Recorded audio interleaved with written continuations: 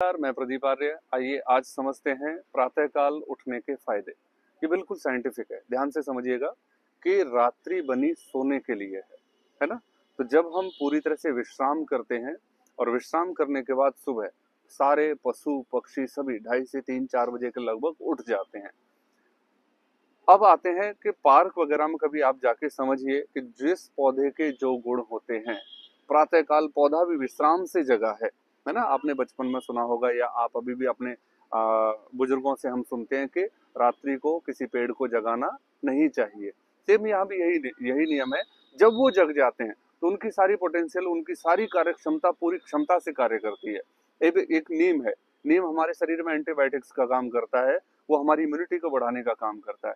आप नीम नहीं खाते हो, आप अगर सुबह नीम के पेड़ के नीचे चले जाओ, आप वहां डीप ब्रीदिंग कीजिए, आपकी ब्रीदिंग से ही आपको उस नीम के सारे गुण प्राप्त हो जाएंगे। इसलिए कहा जाता है ना, सुबह उठ के सैर करनी चाहिए, दौड़ करनी चाहिए और घंटों सैर करनी चाहिए। क्योंकि हम ना डर से चलते हैं, जब हम बीमार हो जाते हैं डॉक्टर बोल देता है 1 घंटे तक सैर करो। अब उनकी साइंस क्या है, वो आपको सारी बात समझा नहीं सकते।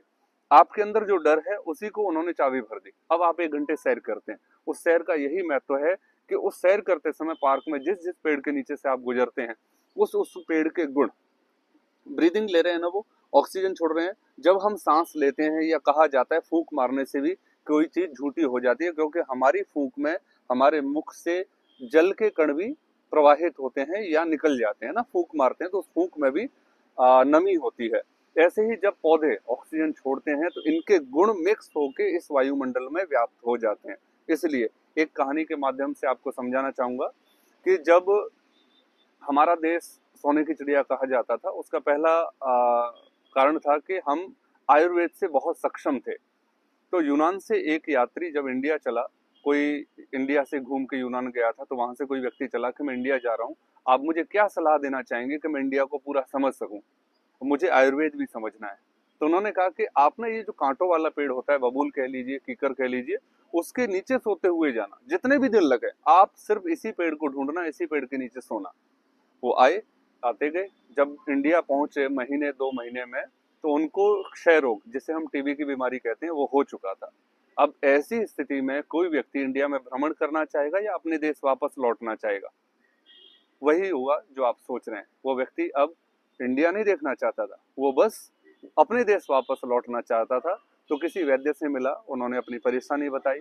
तो वैद्य ने उसका पूरा जीवन चक्र समझा, जितने दिन से उसे ये बीमारी हुई है और कहाँ से आया है, किस तरह से आया है, वैसे ही उन्होंने सोल्यूशन दे दिया।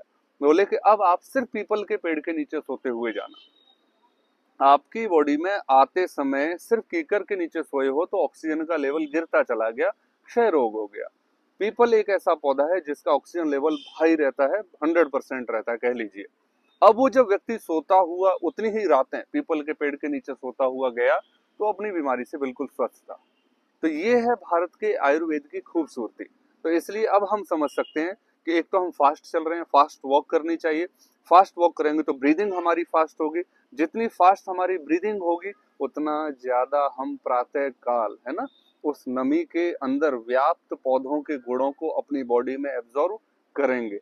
आप किसी भी तरह ले लीजिए, आपकी ब्रीदिंग कम है, आपको अस्थमैटिक प्रॉब्लम है, सुबह आराम से समय से उठ जाइए। थोड़ा ध्यान रखिएगा, दिल्ली का माहौल अलग है। आप पीपल के पेड़ के नीचे बैठ के डीप ब्रीदिंग कीजिए, आपका ऑक्सीजन लेवल बढ़ेगा। सुबह उठ के आपको लगता है कि थोड़े से में सर्दी खांसी जुकाम हो जाती है, आप नीम के पेड़ के नीचे बैठ के डीप ब्रीदिंग कीजिए। तो आप कीजिए कोशिश, जैसे ही ये कोशिश करेंगे, एक तो सुबह उठे हो, इसी बात से आपको आधा फायदा मिल जाएगा। दूसरा, आप अपनी प्रॉब्लम के अकॉर्डिंग पेड़ का चुनाव करें। आप कमेंट करके मुझसे पूछ भी सकते हैं, मैं बताने का पूरा प्रयास करूंगा कि आपकी बीमारी से रिलेटेड कौन सा पौधा है जो आपको फायदा पहुंचाएगा, है ना। तो कुछ ऐसे उदाहरण के जिक्र कर रहा हूं मैं आपसे, जैसे हवन। हवन में वो सामग्री डाली जाती थी जो सामग्री जलने के बाद उसमें से पैदा होने वाले गुण, ऊर्जा हमारे शरीर को स्वास्थ्य प्रदान करे। इसलिए हवन भी एक थेरेपी है। ऐसी बहुत सारी थेरेपियां हैं जिसमें बताया, जैसे मिट्टी है, मिट्टी के अपने गुण होते हैं, जल के अपने गुण होते हैं, अग्नि के अपने गुण होते हैं। तो उम्मीद है आपको प्रातः काल का जगना आपको वर्दी लगेगा। आप उठकर देखिए और इस जो हमने चर्चा की है इसको ध्यान में रखते हुए टहलिए। ऐसा नहीं है कि आपने फोन लगा लिया, गाने सुन रहे हैं।